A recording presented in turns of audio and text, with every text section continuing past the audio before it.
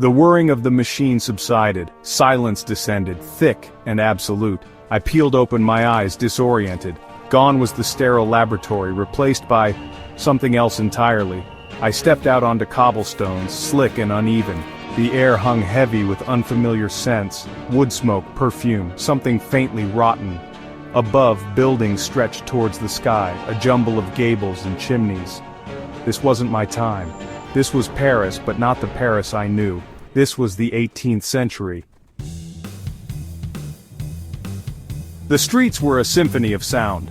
Horses' hooves clattered against the stones. Carriage wheels rumbled over the uneven ground. Conversations, shouts, and laughter, all washed over me in a torrent of French I could barely understand. The buildings themselves were a marvel. Elegant townhouses lined the streets, adorned with intricate carvings and wrought iron balconies. Above it all, the spires of churches reached for the heavens. This was a city of grandeur, of beauty, of a bygone era. My modern clothes, so commonplace at home, marked me as an outsider.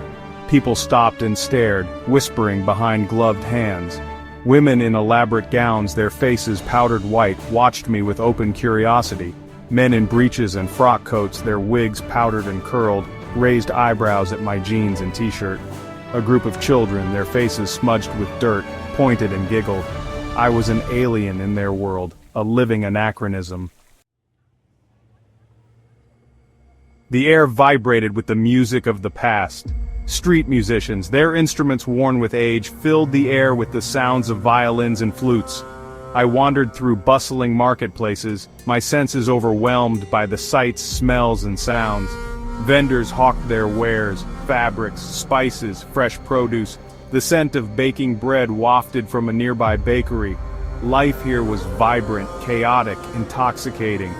As the sun began to set, casting long shadows across the cobblestones, I found myself reflecting on the day's journey. To walk these streets, to breathe this air, was to touch history itself. The past, once a distant echo, had come alive before my very eyes.